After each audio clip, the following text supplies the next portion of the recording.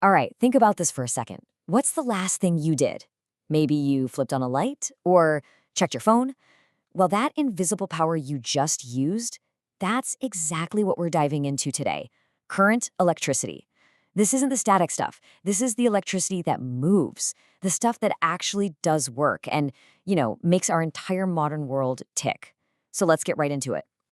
Okay, just so you know, this is part 6 of our big 20-part series all about electricity, brought to you by Virtualization Options LLC.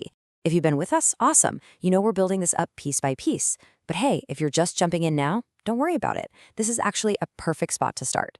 So up until now, we've been talking a lot about static electricity, right? Those charges that just kind of sit there, build up, and then zap, you get that little shock from a doorknob. But that's kind of just the appetizer. The real story, the magic, happens when those charges stop being stuck and actually start to, well, flow. And that simple idea, it's what powers literally everything around us, from the phone in your hand to the entire power grid. And that's our big transition for today. We're totally shifting gears. We're going from charges that are just hanging out to charges that are on the move in a constant, organized flow. We're making the jump from static to current. Okay, so let's really break this down. On one hand, you've got static electricity. Think of that as a one-time event, right? That momentary zap from a doorknob, it's just a temporary pileup of charges that releases all at once.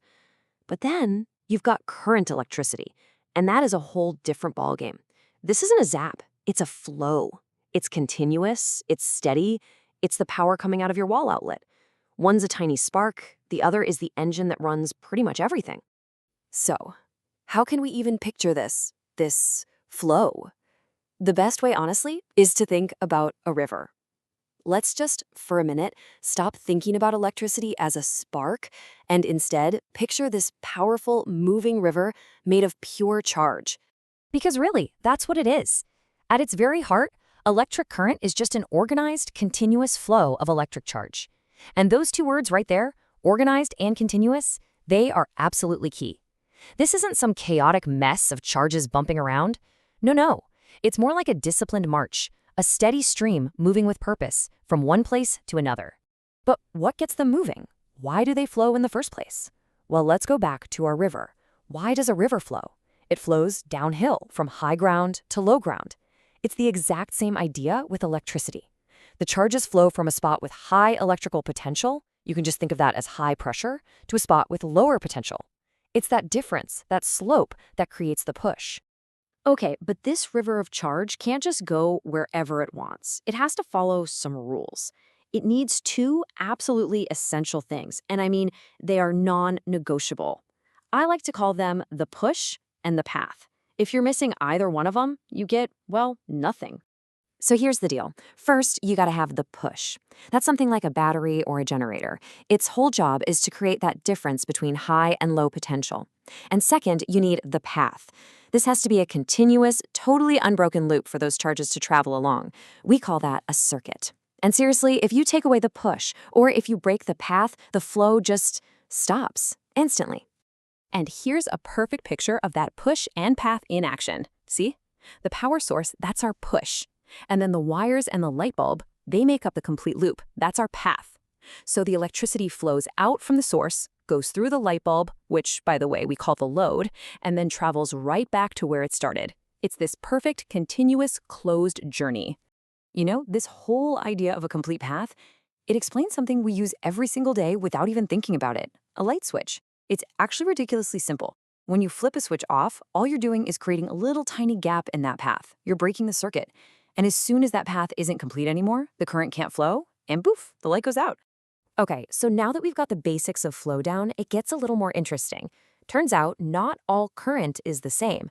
There are actually two main flavors of flow that we use constantly, and believe me, they are fundamentally different.